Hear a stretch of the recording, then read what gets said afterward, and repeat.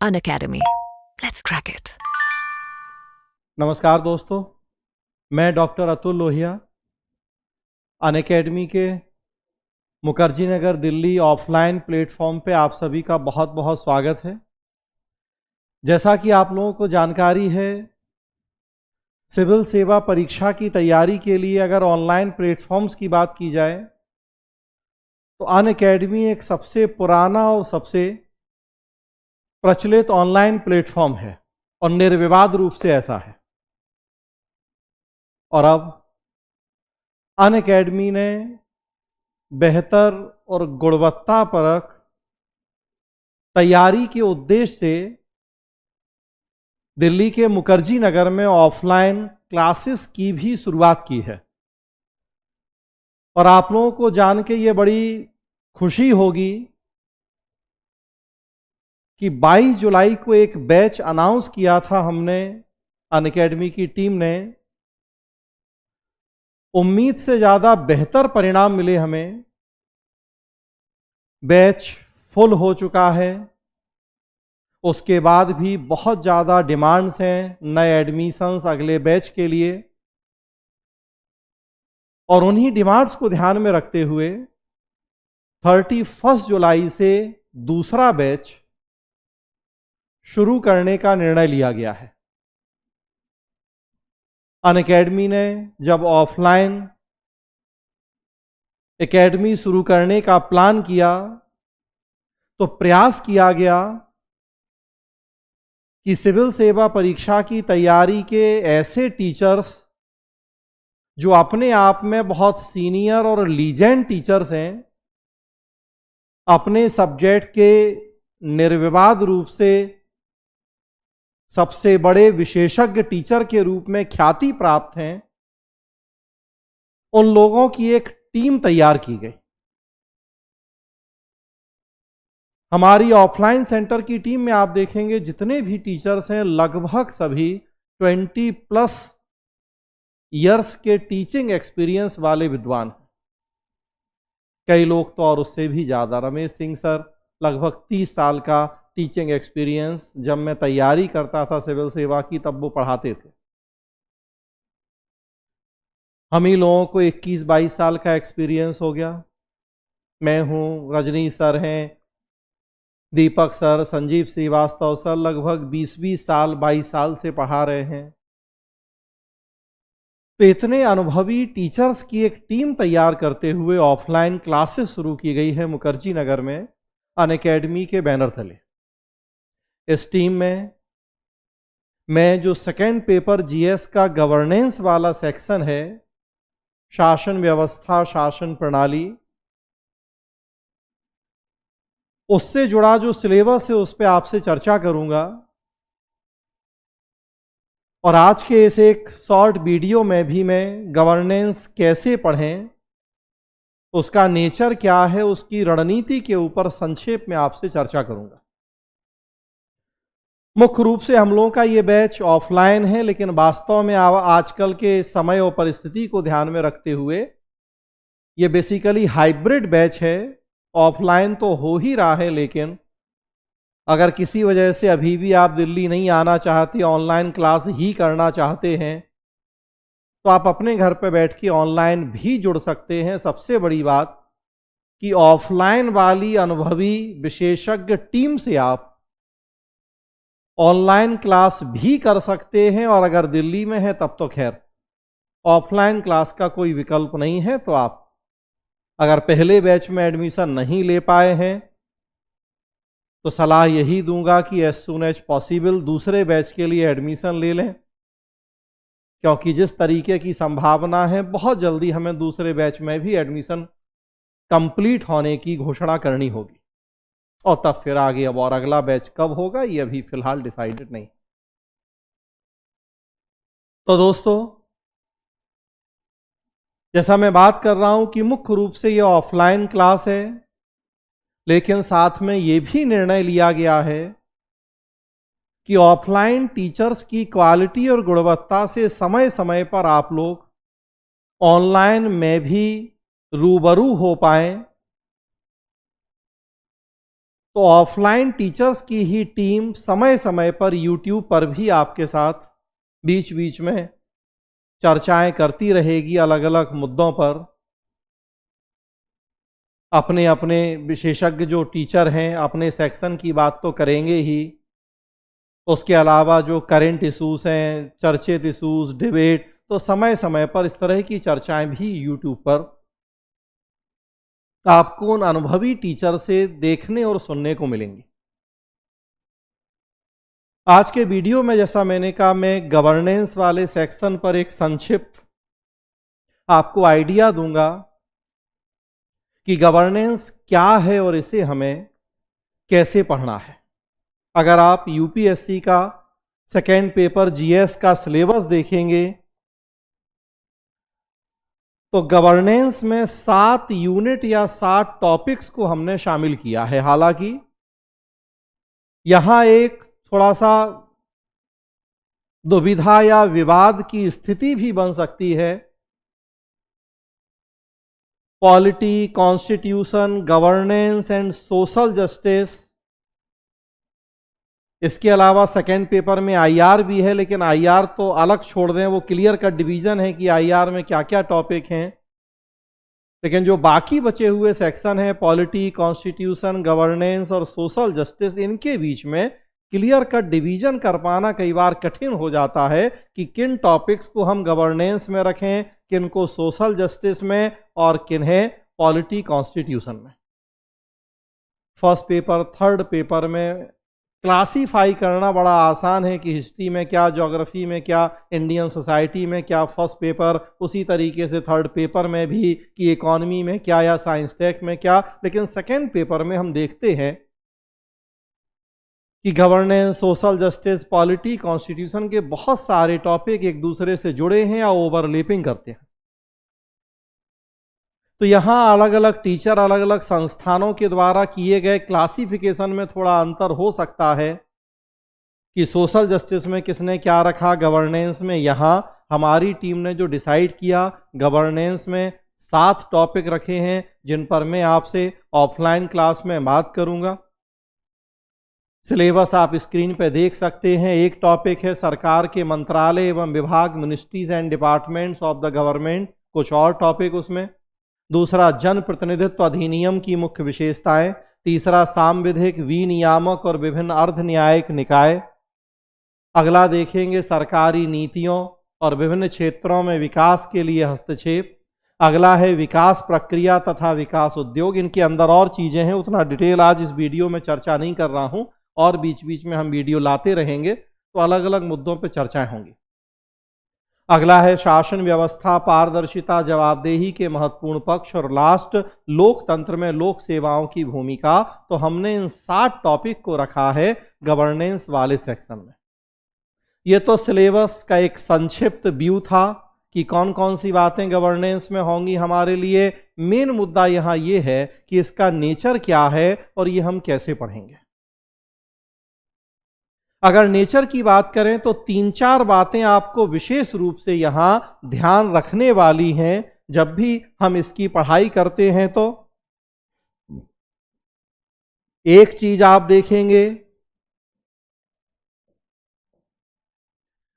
कि जैसा मैंने शुरू में ही चर्चा की है आपसे कि पॉलिटी, कॉन्स्टिट्यूशन,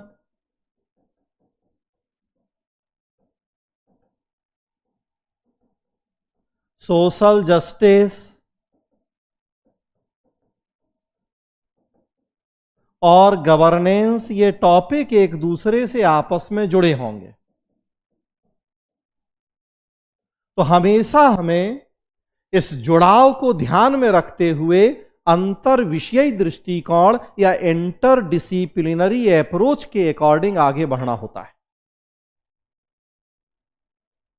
राज्य क्या है, सरकार क्या है, संविधान क्या है, ये सब हम पढ़ते हैं पॉलिटी, कॉन्स्टिट्यूशन में, और शासन क्या है ये पढ़ेंगे हम गवर्नेंस में। किंतु आप देखेंगे कि राज्य के 4 तत्वों में एक आवश्यक तत्व होती है सरकार, और सरकार चलाने के तरीके या पद्धति को ही शासन कहा जाता है।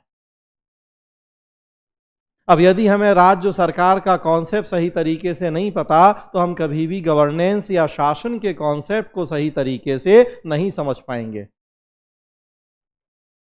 और कई बार तो आप देखेंगे इतने बेसिक प्रश्न भी पूछ लिए जाते हैं, ई गवर्नमेंट और ई गवर्नेंस में क्या अंतर है। इंटरव्यू में भी पूछ ले जाते हैं, इवन मेंस में भी, कि भारतीय शासन व्यवस्था में ई गवर्नमेंट से ई गवर्नेंस की तरफ गमन एक महत्वपूर्ण क्रांतिकारी घटना है। कुछ इस तरह का कभी प्रश्न पूछा गया था।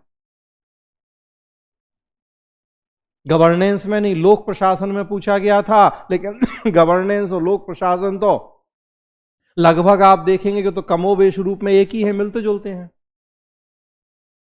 और मैं चूंकि पिछले 20-21 साल से पब्लिक एडमिशन पढ़ा रहा हूं, इसीलिए तो गवर्नेंस के लिए यहां मैं जुड़ा हूं आपके साथ।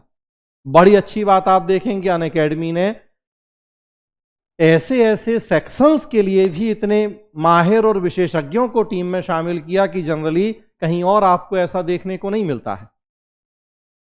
गवर्नेंस वाला सेक्शन अगर पब्लिक एडमिनिस्ट्रेशन का सबसे बेस्ट टीचर आपको पढ़ाता है, इससे बढ़िया बात और कुछ नहीं हो सकती।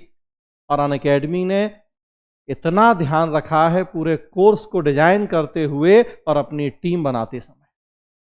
तो जो मैं यहां बात कर रहा हूं कि पॉलिटी गवर्नेंस जुड़े होंगे, गवर्नेंस और सोशल जस्टिस एक दूसरे से जुड़े होंगे, हम इनको अलग अलग करके नहीं देख पाएंगे। स्वयं सहायता समूहों की भूमिका हो, चाहे रोल ऑफ प्रेशर ग्रुप्स या रोल ऑफ सिविल सोसाइटी हो, ये गवर्नेंस के भी पार्ट हैं और ये सोशल जस्टिस के भी पार्ट हैं। पब्लिक पॉलिसी या लोक नीति के निर्माण क्रियान्वयन से जुड़े मुद्दे अगेन सोशल जस्टिस का भी पार्ट है और गवर्नेंस का भी पार्ट है। एजुकेशन पॉलिसी या हेल्थ पॉलिसी, इस तरह की बहुत सारी पॉलिसीज आप देखेंगे तो शिक्षा स्वास्थ्य जैसे मुद्दे सोशल जस्टिस में हैं और पब्लिक पॉलिसी हम पब्लिक एडमिनिस्ट्रेशन में भी पढ़ते हैं, गवर्नेंस में भी। तो सबसे पहली बात तो हमें यही ध्यान रखना है कि हम इन चीजों को आपस में एक दूसरे से कोरिलेट करते हुए पढ़ें, ताकि समझ ज्यादा बेहतर होगी, समझ में डेप्थ भी होगी और स्वाभाविक सी बात है कि आंसर की गुणवत्ता बढ़ेगी तो नंबर भी हमें ज्यादा अच्छे मिलेंगे। दूसरी एक महत्वपूर्ण बात जो आपको ध्यान रखनी है कि जो ये गवर्नेंस वाला टॉपिक होगा ये केवल मेंस में नहीं होगा, बल्कि मेंस के साथ साथ प्रीलिम्स में भी आपको ये टॉपिक मिलेगा। अगर आप प्रीलिम्स का सिलेबस देखें तो उसमें शासन करके लिखा हुआ है, गवर्नेंस लिखा है सिलेबस में, और उसके अंदर चलें तो पंचायती राज, लोक नीति और अधिकार संबंधी मुद्दे, ये प्रीलिम्स के सिलेबस में लिखा है जीएस में। हम यहां अभी मेंस के सिलेबस मैंने बताया आपको कि 7 टॉपिक गवर्नेंस में हमने शामिल किए और प्री में बस केवल एक शब्द लिख दिया है, गवर्नेंस या शासन। राज व्यवस्था एवं शासन एक साथ लिख दिया और उसके अंदर है पंचायती राज, लोक नीति, अधिकार संबंधी मुद्दे। तो अब आप फिर देखें कि लोक नीति यहां मेंस में भी है और प्रीलिम्स में भी है। अधिकार संबंधी मुद्दे करके प्री में लिखा है और मेंस में सूचना का अधिकार, सेवा का अधिकार, शिक्षा का अधिकार जैसे बहुत सारे अधिकार हम पढ़ते हैं। प्रीलिम्स में पंचायती राज लिखा है और मेंस में देखिए एक टॉपिक हमें पढ़ना है प्रशासन में पारदर्शिता और जनभागीदारी, और उसका सबसे प्रचलित और परंपरागत साधन है विकेंद्रीकरण, मतलब स्थानीय स्तर तक सत्ता का हस्तांतरण। और भारत में उसी विकेंद्रीकरण के तहत हमने पंचायती राज व्यवस्था की स्थापना की है। तो देखिए कॉमन टॉपिक हो गए हैं। तो इसलिए अक्सर कई बार लोगों के मन में ये पूर्वाग्रह, ये गलत धारणा बैठी हुई है कि गवर्नेंस मतलब मेंस।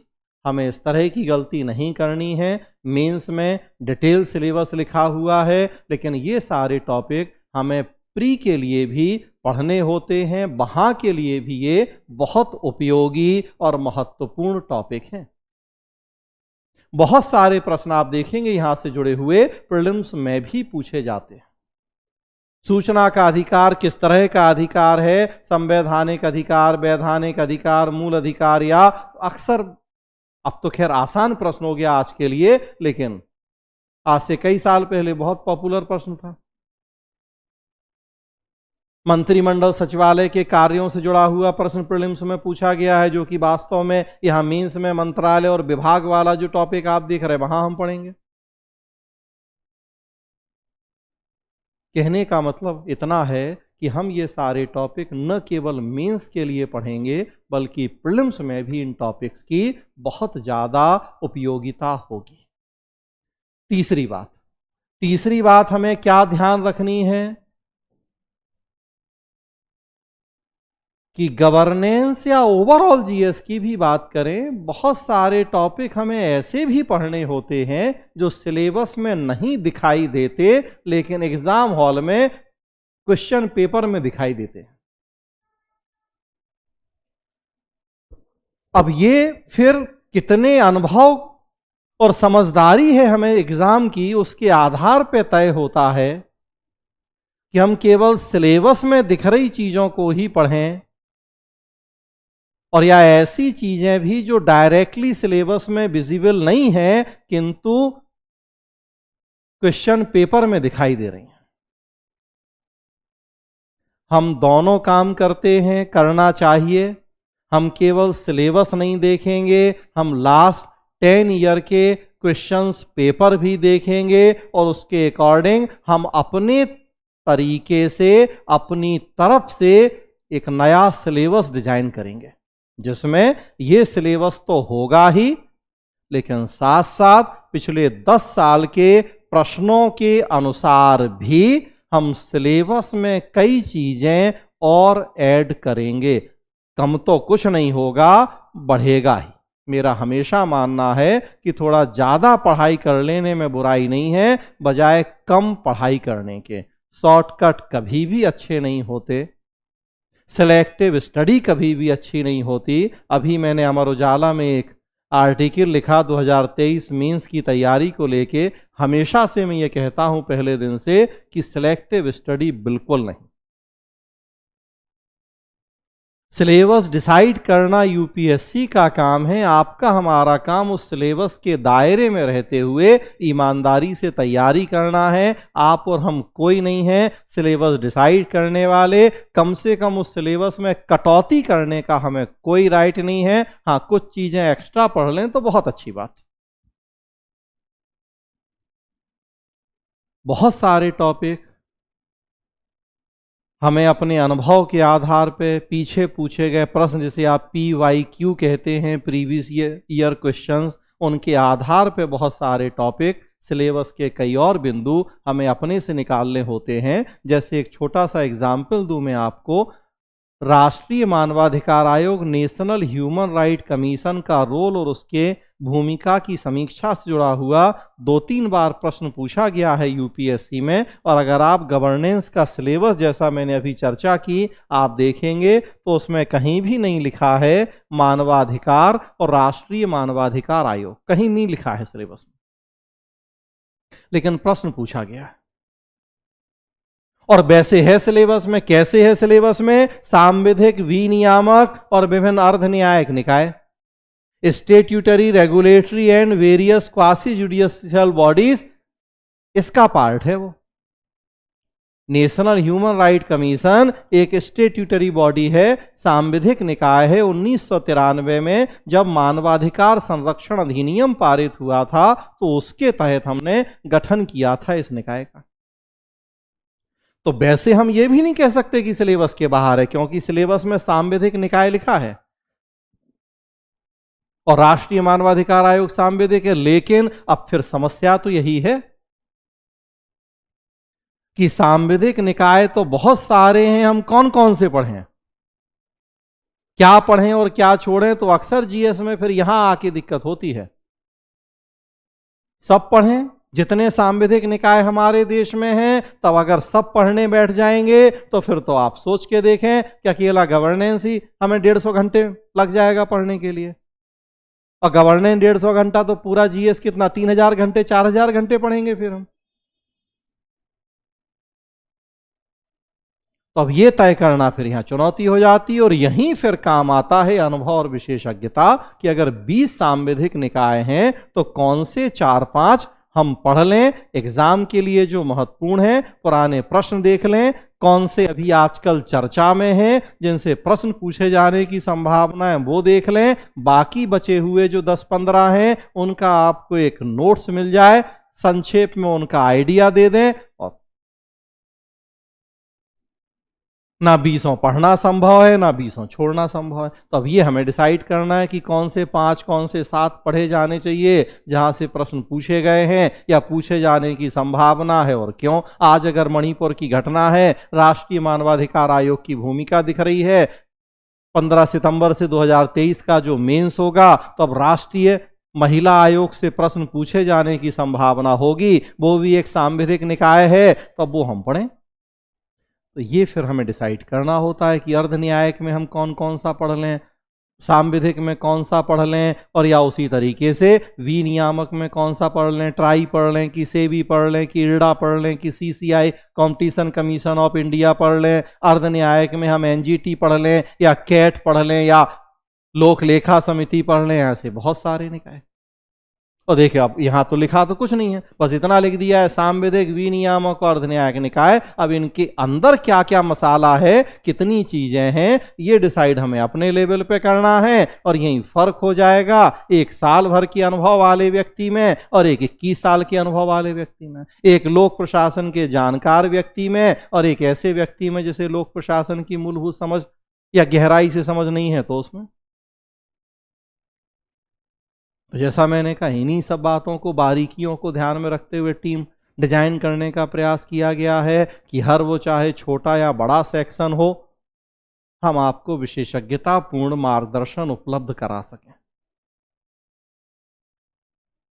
ये जो पूरा सिलेबस आप देख रहे हैं, हम यहां जो अप्रोच लेके आगे बढ़ रहे हैं, पूरा क्लास में डिस्कस करेंगे आपसे। आपके पास एक अच्छा सा अनअकैडमी का प्रिंटेड नोट्स भी उपलब्ध होगा। जितनी जरूरी बातें हैं क्लास में आपको लिखवा भी दी जाएंगी। मेरा तरीका flow chart, power point presentation, diagram के थ्रू पढ़ाना है, तो हम समझेंगे भी चीज़ों को, एक लिख भी लेंगे उनको प्रॉपरली, और फिर आपके पास एक प्रिंटेड नोट्स भी अच्छा होगा, अपडेटेड नोट्स। तो अपने आप में कंप्लीट काम हो जाएगा। 3 चीज़ें ज़रूरी होती हैं तैयारी में, एक अच्छा नोट्स हो, टॉपिक की अच्छी समझ हो, और आपने निरंतर उसका प्रश्न अभ्यास किया हो, राइटिंग स्किल का विकास किया हो। और हम तीनों लेवल पे एक साथ काम करने जा रहे हैं। प्रिंटेड नोट्स आपके पास होगा, क्लास नोट्स अलग से होगा आपके पास। अकॉर्डिंग टू सिलेबस हम एक एक टॉपिक को समझेंगे। इनफैक्ट मैंने बताया कई टॉपिक हम ऐसे भी पढ़ेंगे जो सिलेबस में लिखे नहीं दिख रहे हैं। और एक एग्जाम्पल दूं, गुड गवर्नेंस सिलेबस में कहीं नहीं है, ना यहाँ सिलेबस में है, ना 4th पेपर एथिक्स में सिलेबस में है, लेकिन गुड गवर्नेंस के कॉन्सेप्ट को बहुत विस्तार से जब तक हमने नहीं समझा, तब तक हम ये गवर्नेंस वाला सेक्शन समझ ही नहीं सकते सही तरीके से। 4th पेपर एथिक्स की शुरुआत ही नहीं होगी अगर हमें गुड गवर्नेंस का पूरा एक प्रॉपर कॉन्सेप्ट ही पता नहीं होगा। तो हम पढ़ेंगे, काफ़ी विस्तार से पढ़ेंगे गुड गवर्नेंस क्या है, स्मार्ट गवर्नेंस क्या है। डायरेक्टली भी प्रश्न पूछे जाएंगे और कई बार डायरेक्टली प्रश्न नहीं भी पूछे जाएंगे, लेकिन प्रश्न जब प्रशासन में पारदर्शिता और जनभागीदारी से होगा, बिना गुड गवर्नेंस के कॉन्सेप्ट को जाने हम ना ई गवर्नेंस का प्रश्न लिख पाएंगे और ना पारदर्शिता और भागीदारी का प्रश्न लिख पाएंगे। ऐसा कोई किताब है भी नहीं मार्केट में बहुत गवर्नेंस के लिए, ना ज़रूरत होगी। सब मैं क्लास में करवाऊंगा आपको, साथ में प्रिंटेड नोट्स होगा, अपने आप में पर्याप्त होगा। पिछले 10 साल के प्रश्नों को ध्यान में रखते हुए हम काम करेंगे। आपकी राइटिंग स्किल डेवलप करने का प्रयास होगा। पुराने प्रश्नों का भी डिस्कशन होगा कि उनके आंसर कैसे लिखने हैं। बहुत सारे संभावित प्रश्नों पर भी हम चर्चा करेंगे, ताकि आप इस सेक्शन में पूरे कॉन्फिडेंस के साथ एग्ज़ाम हॉल में जाएं और 50 से 70 नंबर के जो प्रश्न पूछे जाते हैं, जितने ज़्यादा से ज़्यादा नंबर मिल सकते हैं आपको उतने नंबर मिलें। इस एश्योरेंस के साथ हम इस सेक्शन को तैयार करेंगे। गवर्नेंस से जुड़ा और एक महत्वपूर्ण पक्ष है कि ये बहुत अप्लाइड पार्ट है, ये डे बाय डे की घटनाओं और करंट डेवलपमेंट से जुड़ा हुआ है।